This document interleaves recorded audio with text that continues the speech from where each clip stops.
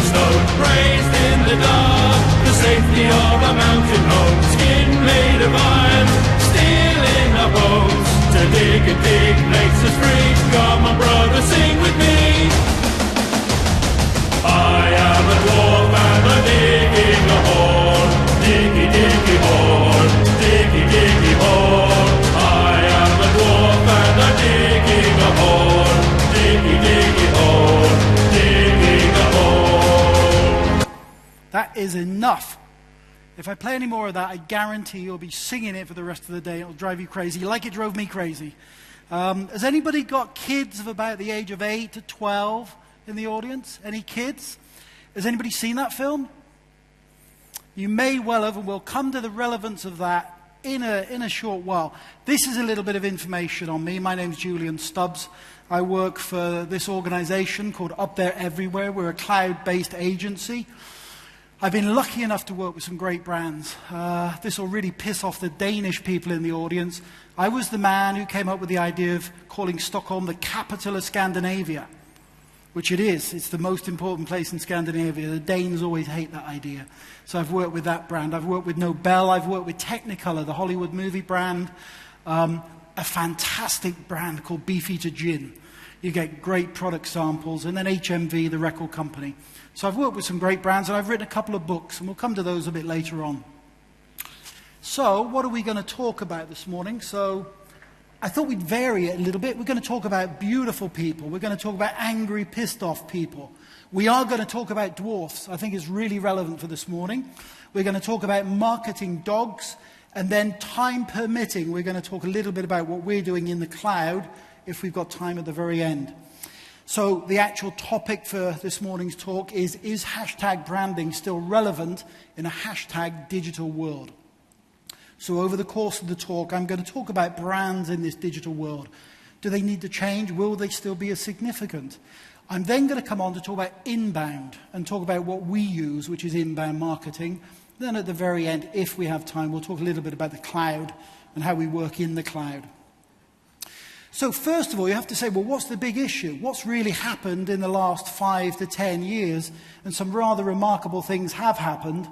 So things have changed. And as we all know now, when we're going to go and buy something, let's say we're going to buy a mobile phone, the first thing is we compare prices. We compare technology. We compare performance. It's all available for us online.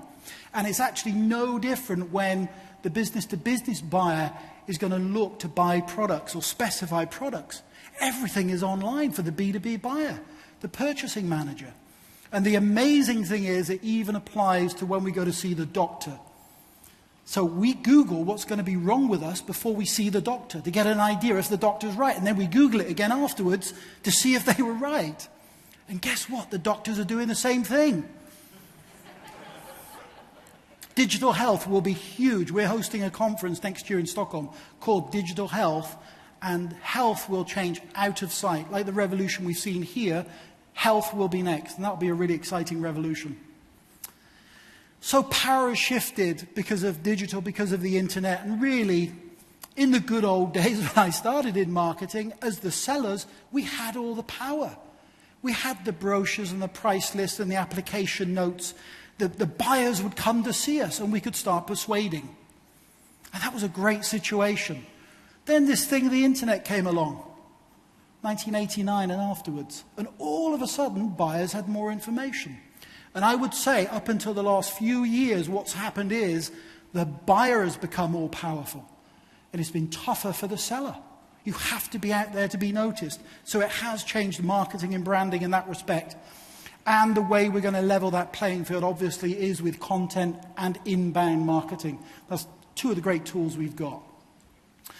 So there's a very interesting book called Absolute Value, published this year. And I thought it was an interesting topic. And what the argument of the book is, because of this change, are brands still relevant?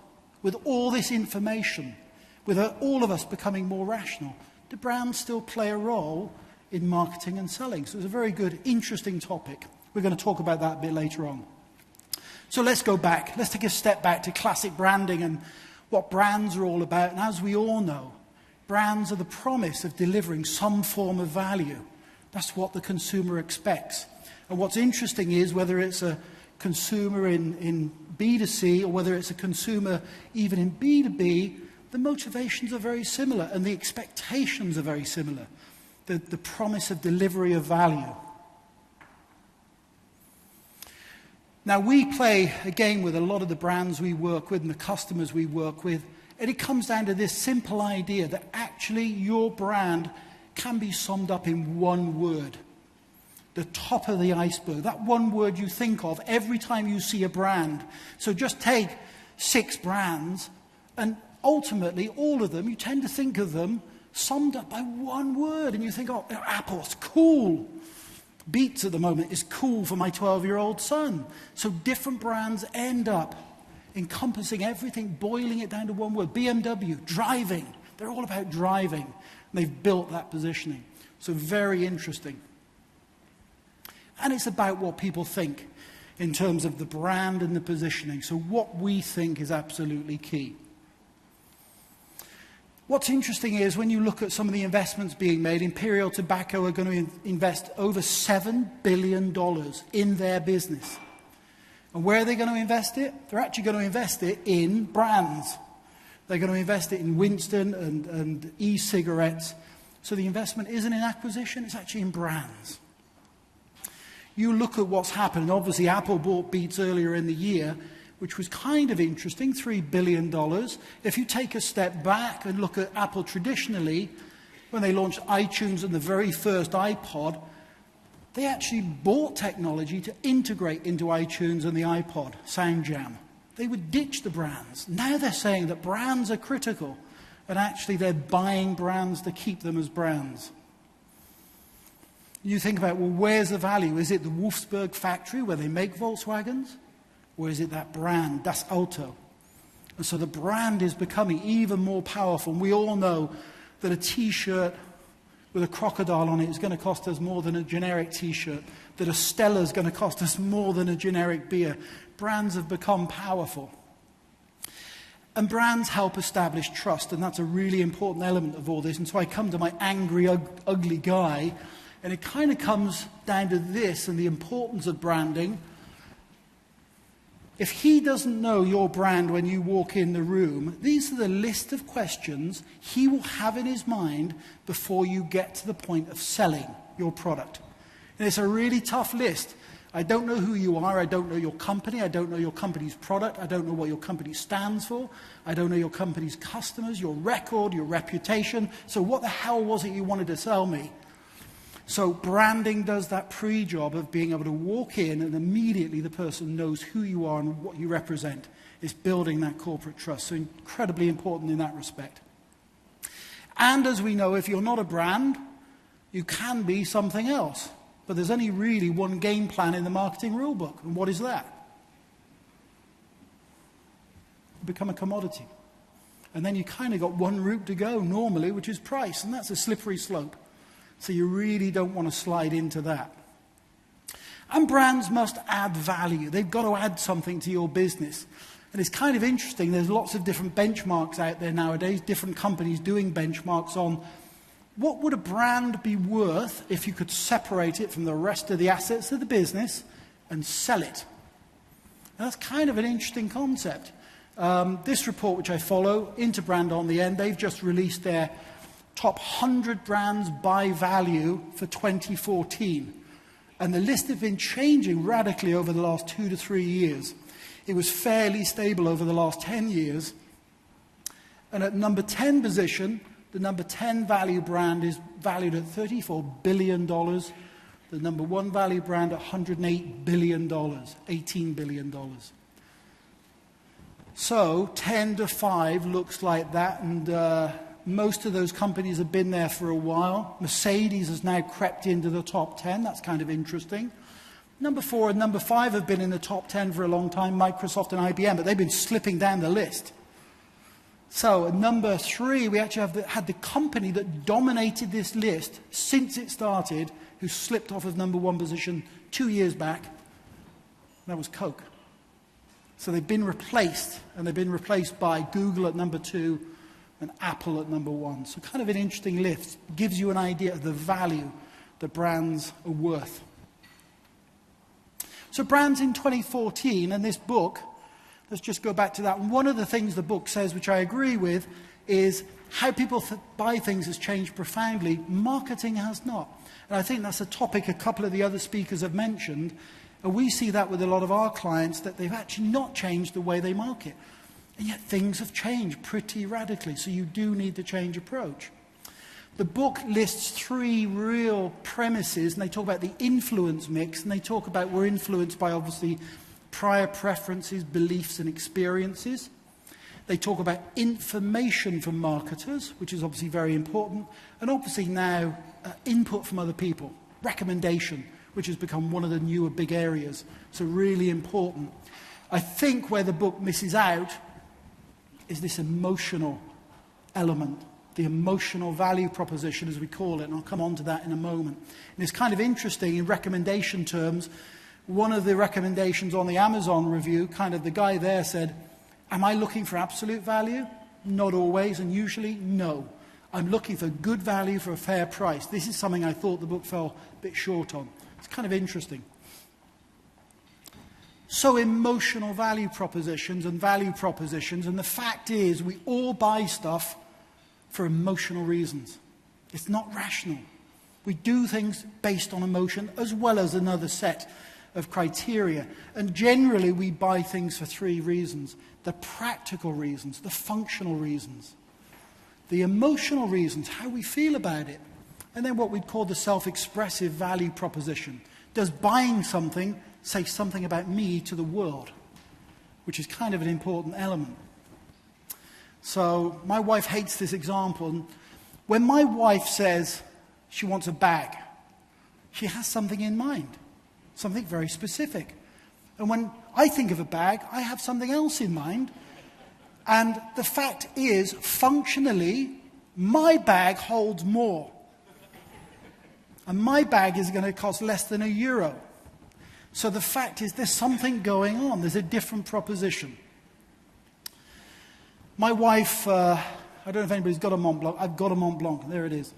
My wife bought me this actually as a birthday present.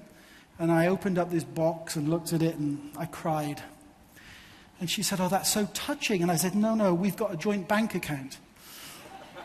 $300 for a pen is a lot of money when you consider that a pilot is every bit as good for $3. And I know that. But the fact is, I take this out and it says something. So that's largely the motivation for a lot of purchases. I was lucky enough to see Simon Sinek 3 weeks ago in Boston, and he talked about this. Business is still about people, and you've got to remember that human element at the end of it. It's still about people, even with all this great technology. So it's using the technology in the right way. Our head of digital is based in Boston, Sherry, and she's an amazing person. She's the absolute queen of social media. I've never seen anybody pump it out like she does. But she kind of said, well, the technical stuff's easy. The brand stuff is really complex and difficult to get right. She's kind of right. So brands in the consumer world, and are brands less important today? So I'm going to use an example. My son, this is Jules. He's 12 years old. He's what we'd all call a digital native. I'm a digital immigrant. I came along after the internet. He was born within it. And Jules and I are both, despite last night's result, we are both passionate supporters of Liverpool Football Club. And so we go to Liverpool a lot. Jules, he's got an iPhone 5S. He wants an iPhone 6 already, so we're already fighting that battle. Is he influenced by brands? Well, you bet he is. So what football boots does he want? Well, he watches Adidas ads on YouTube with Steven Gerrard, and he wants Steven Gerrard's boots. And he doesn't want just an Adidas pair of Steven Gerrard's boots. He wants really Steven Gerrard's own boots, if he can get them. So yeah, he's influenced by brands. One of the people he's influenced by as well, who knows Notch? Yeah, Minecraft, just been sold for $2.5 billion to Microsoft. He plays Minecraft, and so this kind of brings us to our dwarfs. And anybody seen Yogscast? Yeah, so, and we were talking earlier about the importance of YouTube. Well, Yogscast has got 3 million people tuning in. 3 million people, like my son. So is he influenced by media and brands? Absolutely he is. And it's kind of an interesting thing, Yogscast. So they play the games online. They play Minecraft. And these guys are really very funny. And it's really well done. He learns how to play the game, but he learns more as well. And Yogscast have got 7 million subscribers. They're earning revenue from the games. They're selling branded items. And it's a brand in itself. And they made the film at the beginning of the presentation, by the way, the Dwarfs movie. What else is he influenced by? Well, he's influenced by DJs. Of course he is. And he's influenced by people like Calvin Harris, earnings of $66 million. So if you could turn the sound up at the back. And obviously producing music for Rihanna. And importantly, so when my son wants a pair of headphones, what does he want?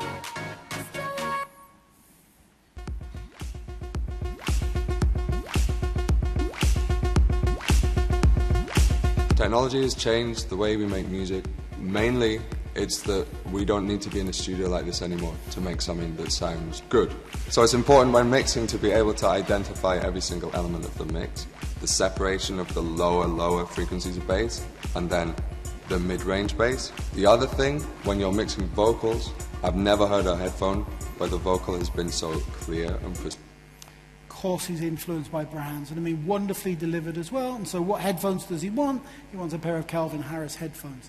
So brands are still relevant, but they're delivering in a very different way, and that's really important. And yes, we're influenced as well by whether it's TripAdvisor, Rotten Tomatoes, Amazon. I was saying to one of the guys last night, I think Amazon do a fantastic job of recommendation, and they've really got me pigeonholed. They know what I want to watch, what I want to read, so really incredible. So will brands disappear as we know them? Well, I think the important thing to consider is they're not going to disappear. They are going to be different, and they are changing. And you look at these brands, none of these brands existed 20 years ago. Most of them didn't exist 10 years ago, and a good number of them didn't exist 5 years ago. And that's what's happening. Things are moving quicker than ever, and it's leveled the playing field so that people can become global really quickly. And that's a really important part of the message. Go back 100 years or more to Quaker Oats, the chairman, John Stewart. If this business was split up, I'd give you the land and the bricks and the mortar, and I'd take the brands and the trademarks, and I'd make more money than you. And it was true then, and it's still true today. Brands will be really important as a factor within marketing. So, some summations on that part of the presentation. Disruptive technology and disruptive business models, and that's one to look out for, are really important, coming to you soon. Digital, obviously, online social content, inbound, which I'm going to talk about next, is going to be really changing things out of sight. And brands won't disappear, but brands do need to be aware that online there's a danger. You can look what I call very vanilla. They all look the same. You still have to stand out and be distinctive, and that's the art of delivering the brand in the digital environment. So, move gears a little bit and come to inbound, and This is me, but when I think about how do I respond to cold calling, I've put my telephone number on the block list so they can't get to me. And I would hang up if they ring me. I don't respond to direct email and mass emailings. I get out of those things as quickly as I can. That doesn't influence me as much. What does influence me is Google and searching for things and social media. So those are the things impacting me as a consumer. So let's take a look at that. People ask, so how do we find our clients? And what we do as an organization, I answer, well, I don't find our clients. The most important thing is they find me. And that will be the key, that they find you. So, in the good old days, there was the seller with Outbound pushing stuff out there at people, hoping they're going to hit a target. And that could be TV, radio, posters, exhibitions, telesales, mail blasts, all that stuff. That was in the old days. And you think of things like Mad Men. It kind of started in the 50s and 60s with television. It was the mass stuff. And we think that's changed, and that model isn't particularly working well, and it can cost you a lot of money. And you look at some of the stats, people are starting to reject that stuff because there's better options available. And that cycle has kind of changed so that now what we want to do is talk to the buyer and bring them in to us. And we do that obviously with inbound marketing, finding the customers you want and actually attracting them to you with relevant content at the right stage. It's subtle, it's quality, and it has to be the right quantity as well, but it importantly is measurable, targeted, and effective. So this is just giving you one slice of what we do with our own business. So this is for our place branding business. We work in place branding. At the very top end of the funnel, we will use all of those media. We will blog, we use Twitter, we use LinkedIn groups really well. LinkedIn groups are really paying off for us and something we use in a very subtle way as at the top end of our funnel. We will then move people through the middle of the funnel, and there we will start to offer things like place branding checklists, lists, PDFs. We'll put offers together on books, chapters of books, to bring them a little closer to us. And then at the very end of the funnel, we'll actually offer the whole book possibly, or free 1-hour sessions. So it's this funnel effect of gently pulling people towards you to the point where you really know who they are and you can start to really market to them. And we believe very much that the days of B2B and B2C are over. It's all about P2P, people to people. So isn't it just about producing tons of content? And again, I think one of the speakers talked about this a little bit earlier. There's three issues I really wanted to touch on, which was what I call marketing dogs, too much, too soon, and then me, which I would describe as the product-centric approach, the old approach. So my marketing dogs look a bit like this. And some organizations you meet, you realize what they're really doing is, I'm too busy to talk to you. I've got to produce stuff. I've got Twitter to feed and Facebook and LinkedIn and all this stuff. And they're just pushing it out there. And they actually don't know what's happening with that information. They don't know who's coming, how they're using it. They don't know so much about the person they're pushing the stuff out at. So the marketing dogs approach is, and there's still amazingly a large number of companies doing this stuff. So it is early days. So that's not the answer. Then there's what I call the too much, too soon approach. And treat it like, think of it as a relationship. Now, first time you meet somebody, would a girl rush up to you on the first date and say, "You're wonderful, I want you to have my babies and we'd make a great couple"? Of course you wouldn't. It's too much, too soon. And relationships don't work like that, and marketing doesn't work like that. It's too much, too soon, so you've got to get things in the right order. It's the equivalent of sort of putting a 30-day free trial as the very first thing you talk to the person about, or a buy button, or let's get married, or a white paper. Clients say, okay, we'll produce white papers and push them out. A white paper isn't going to work at the first part of the relationship. It's too heavy. It's too much, too soon. The white paper might come later. So it's getting the balance right in the relationship. Anybody seen the show The Office? It's a UK TV show, and it features this guy, David Brent, who is this incredibly egocentric, arrogant office manager, and it's all about him. He's the most important thing. It's not about anybody else, it's about me, me, me. And it's kind of like that with companies when they are very product-centric. All they care about is their own products and talking about their own products and how great they are. Who wants to listen to that at the beginning of a relationship? It's too early. So you've got to change that approach. It's like shouting in the guy's ear, listen to me, you idiot. We've got great products. It's not going to work. It's all about really understanding the person you're trying to talk with. That's the real key. Persona-based marketing, really building accurate pictures of who these people are to understand what's going to press their buttons. That is the real key to this. So what we do, and you can't see this so well, we build really accurate pictures of our clearly defined targets. We give them names, we give them pictures, we build personas to understand who and what they are and what really interests them. And that's a really important step, and it's still too often overlooked.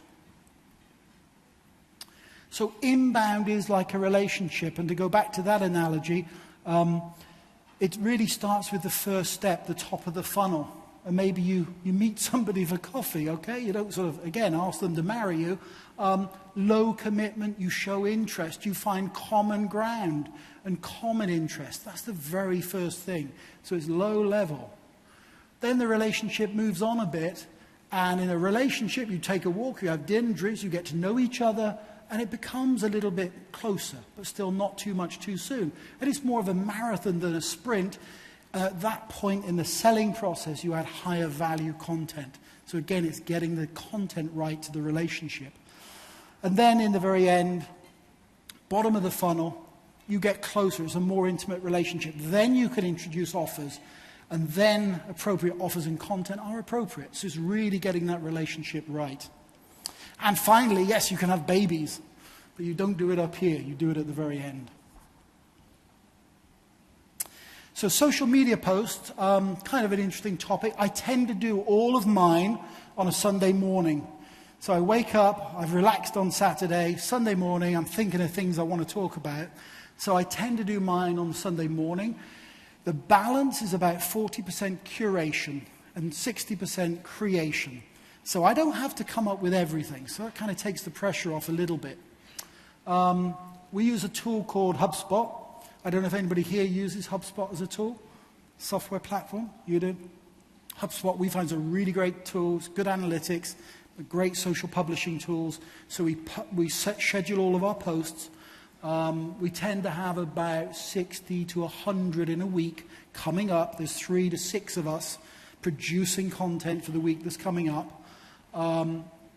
So this is what's gone out this week, and this is actually what's going to be going out. The purple areas are the creation, and the red ones are things I find, which I find interesting. I didn't write them, but I put them out, and I had a point of view. Because I'm trying to get people interested. I'm trying to do things that they'll find genuinely interesting. It doesn't have to be about me and us, but it's things which are of interest. So we hit that balance of about 40-60. The creation stuff, it could be, I'm going to Cardiff next week to give a speech on place branding. So I'm starting to talk about Wales and Cardiff as a city and branding. I'm starting to talk about some of the issues maybe they need to think about. So that's creation, and I'm writing that stuff in blogs and tweets as original work. So summation on inbound,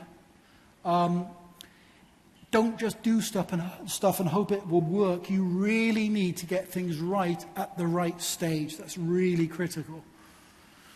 Don't come on too heavy too soon. Balance it. And so the relationship, think of that relationship and get the balance right for that. Be interested in them to be interesting to them, and genuinely become interested in the things they're interested in. That's really important.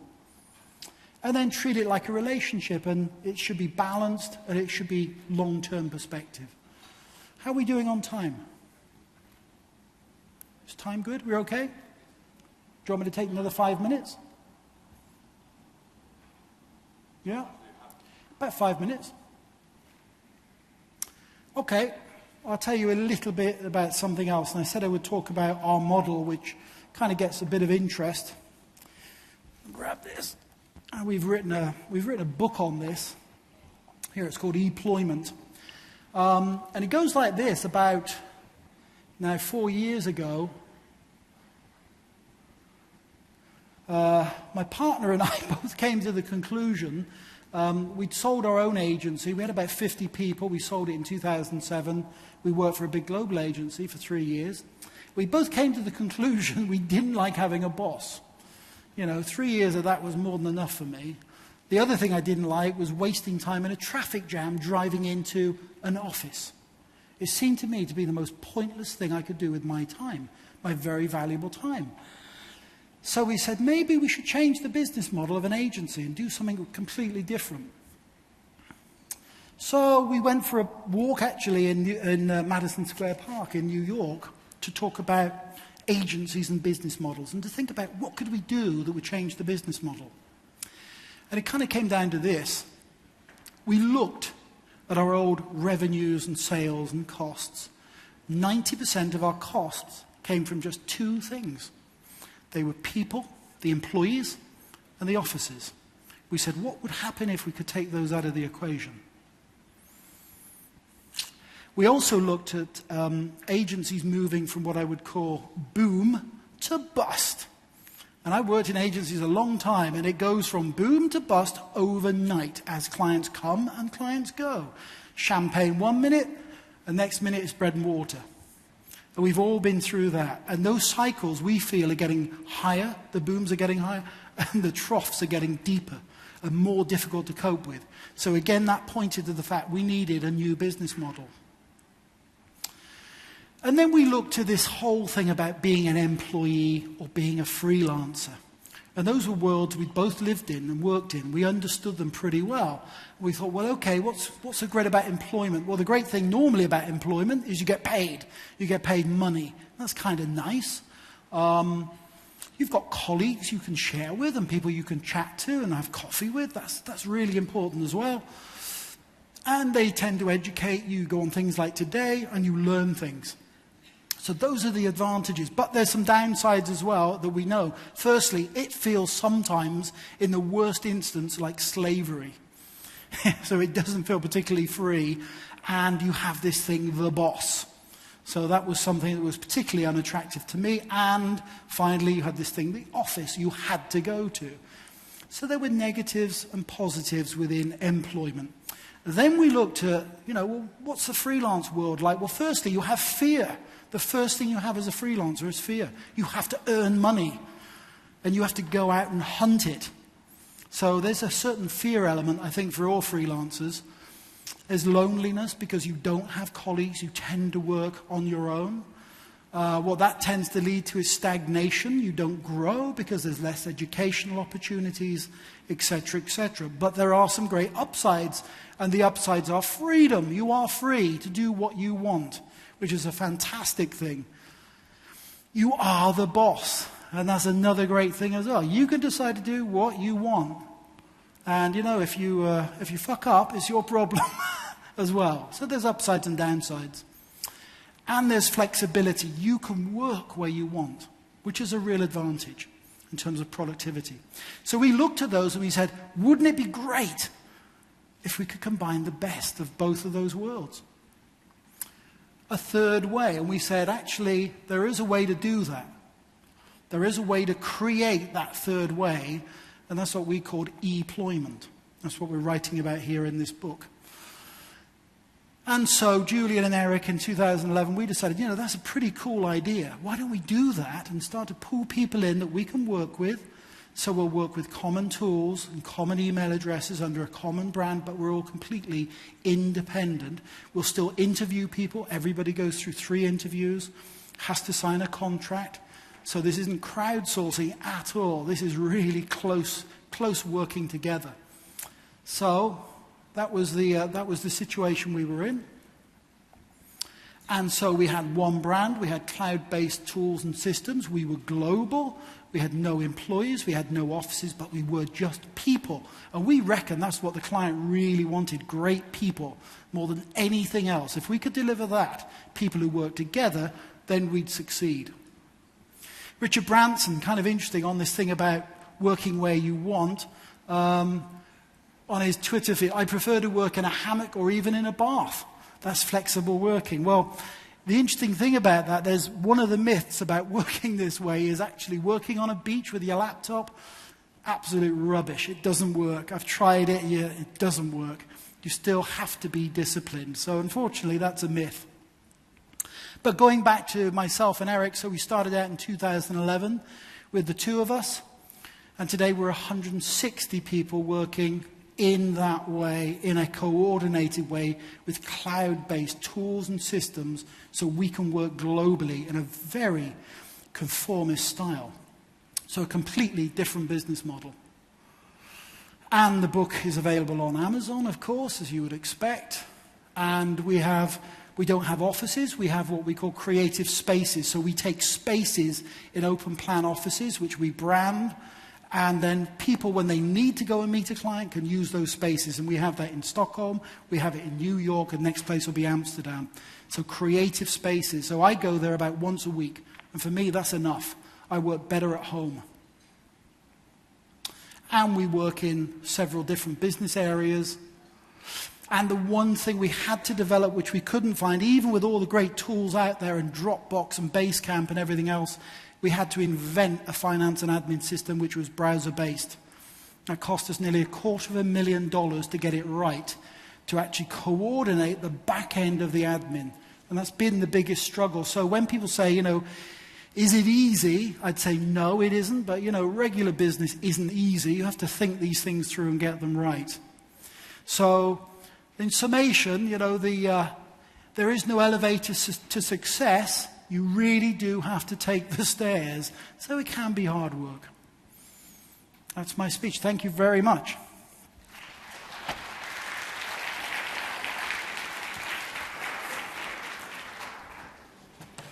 Thank you. On time. On time, perfect. Are there any questions from audience?